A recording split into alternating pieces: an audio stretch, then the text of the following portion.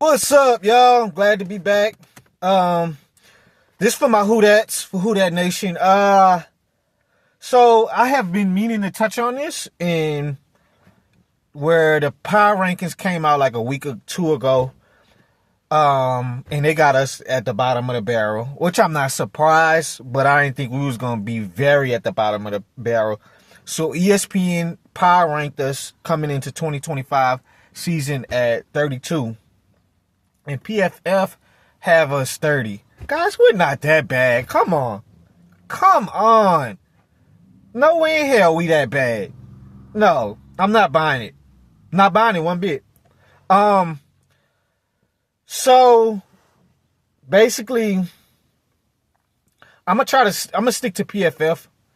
I don't know who gives a damn about ESPN. We don't really care about all their casual takes, right?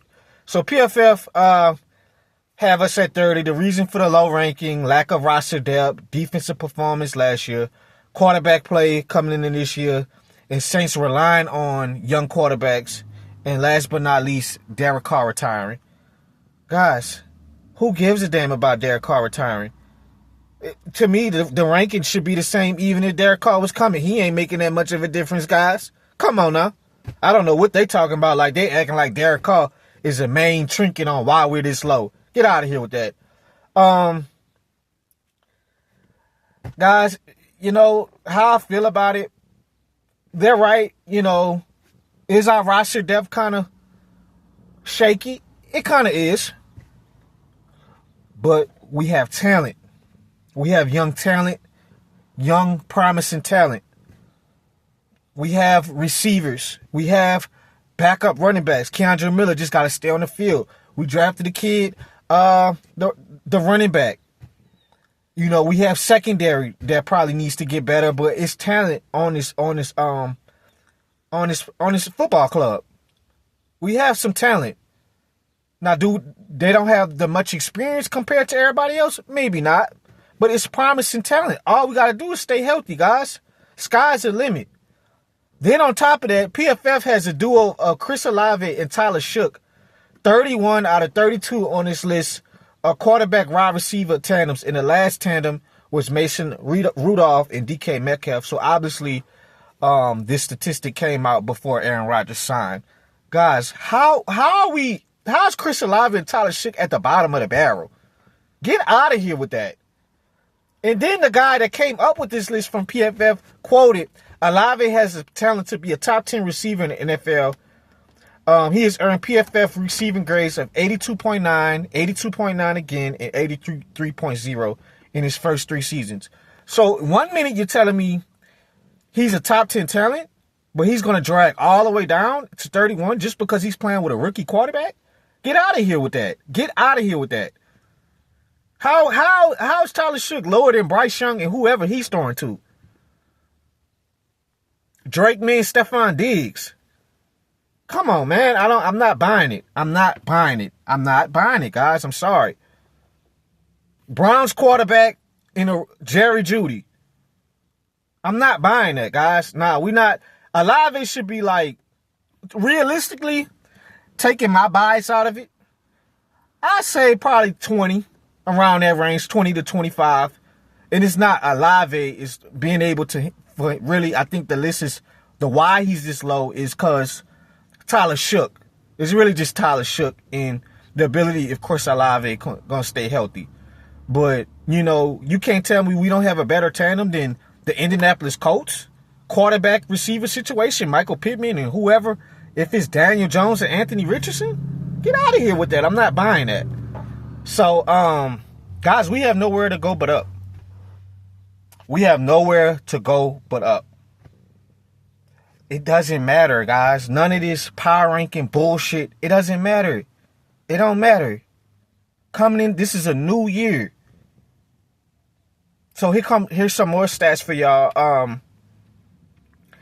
Saints PFF notes some more. So the PFF strength for us last season was our rushing offense. And we started off cooking with Kamara. The offensive line was just throwing people away on the D-line for the Panthers and Cowboys, where we had them phenomenal rushing attacks in the beginning. And it kind of dwizzled down towards the end of the season, because guess what? Once Eric McCoy went out, our whole offense went in the shitter, guys. It went in the shitter very quickly. And actually the Russian offense was 10th in the NFL in PFF run blocking grade. So that's pretty good. So we have good O-linemen that can move people out the way, create running lanes for Kamara and whoever's going to be our backup running back. So we know that we want to play physical football with our offensive line. And then our biggest weaknesses was no other than the 31st passing offense and pass blocking grade. It was our passing offense. So if we know football and we know our team, once Eric McCoy went out, guys, the offense went in the shitter. Trevor Penning, he started off very inconsistent in the beginning, picked it up. He's probably going to be moving to guard. Fuaga is going to be a force to be reckoned with, but he had inconsistencies as well. Now he's going to be moving into his natural position to right tackle, and we're going to have this Calvin Banks kid at left tackle. So sky's the limit of offensive line. Trevor Penning moved to guard. Eric McCoy's back, one of the best centers in the game. Sky's the limit for us on offense, guys. We're just missing one ingredient. The quarterback position. And I want us to get better at the damn tight end position. I don't like Juwan Johnson, guys. I don't like him. He does not give me enough pop. He does not give me enough pop at our position. I feel like we could have upgraded at that position. I don't like our tight end room at all. All of them is trash. I don't like Foster Moreau. He's more of a blocking tight end, so I'm going to give him a little bit of leash. Taysom Hill, he kind of wide receiver, some tight end packages, some running back packages. So I don't count him neither. But I really wish we got at least a second or third round tight end, because this was a tight end heavy draft and we passed up on him. Juwan Johnson may have one game against the Falcons while he looking like one of the best tight ends in the game, and then another game, 2 catches, 5 yards in a drop. So I'm interested to see how Kellen Moore is going to use him, because he has the speed to outrun with linebackers and routes. But bro, you got to be better. You have to be better. So so yeah, that's really what it is with our strengths and weaknesses from at least what PFF think about us. To me, our other weaknesses is really going to be our pass rush.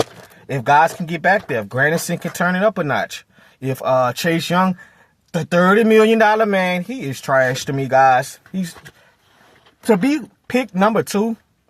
You should be giving me 10 plus sacks, bro.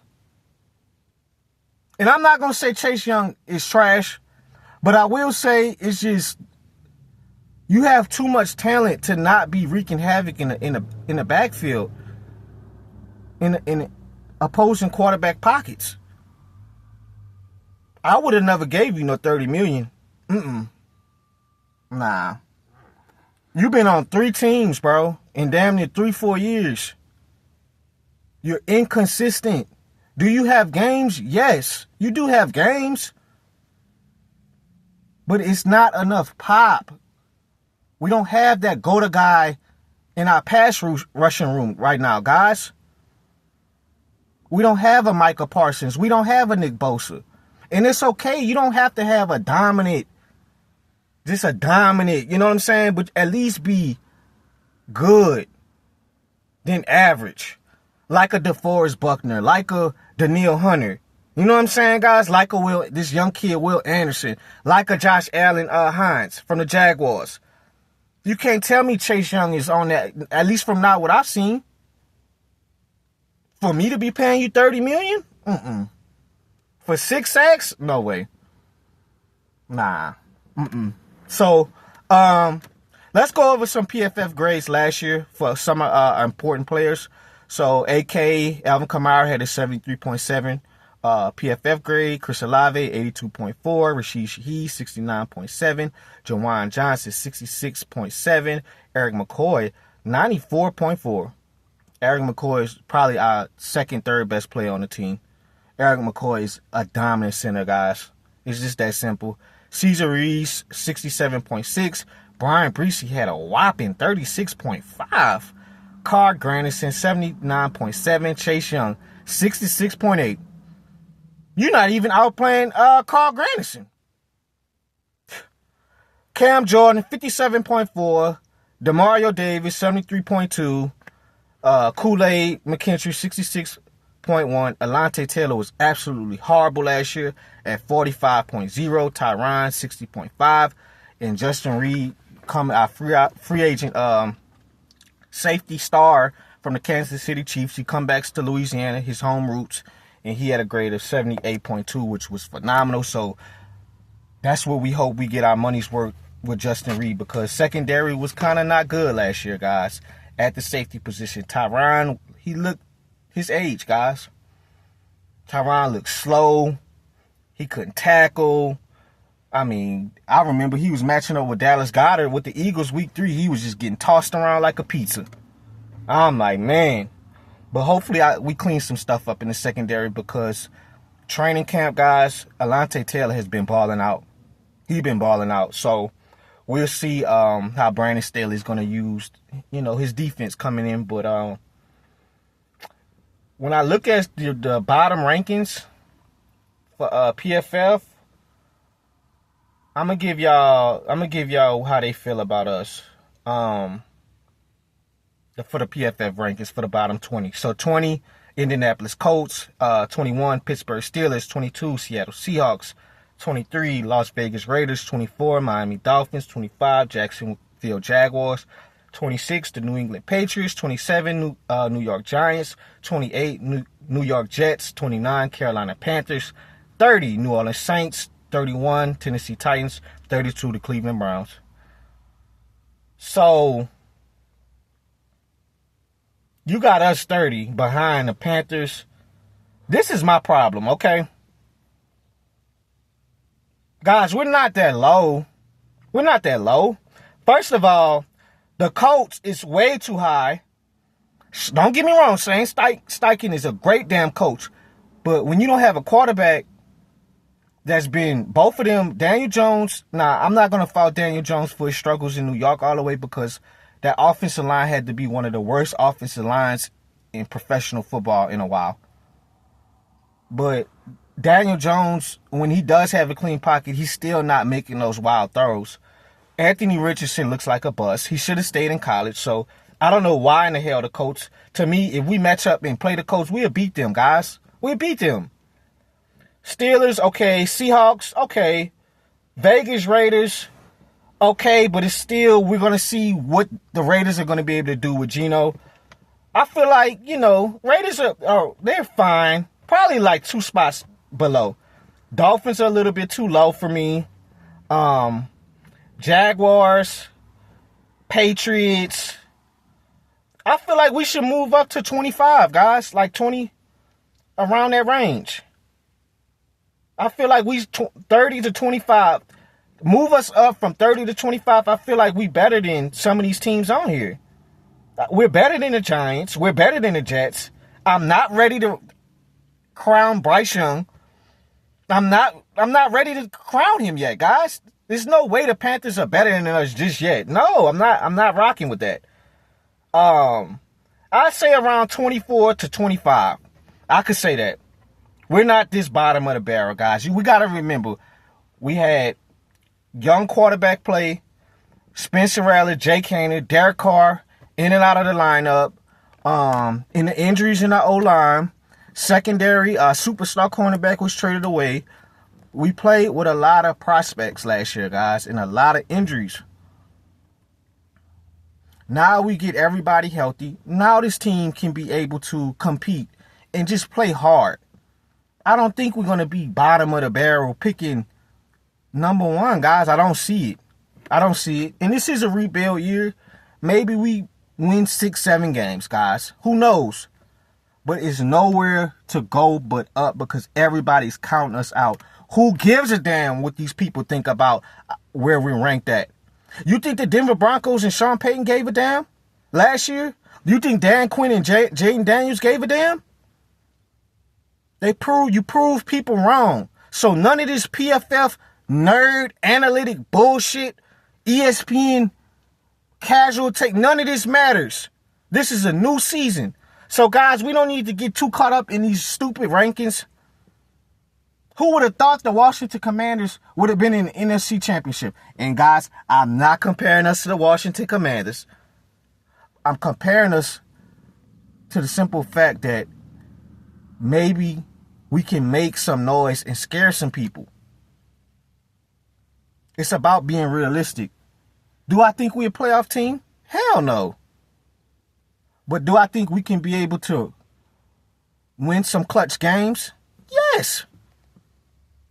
It depends on how Kellen Moore is going to get this quarterback in the best position, and if this team can stay healthy, and if they're having training camps where they Bud Means and Alante Taylor and Brian Breesy, Chris Olave, Tyler Shook, Spencer Rattler, the quarterback battle is neck and neck.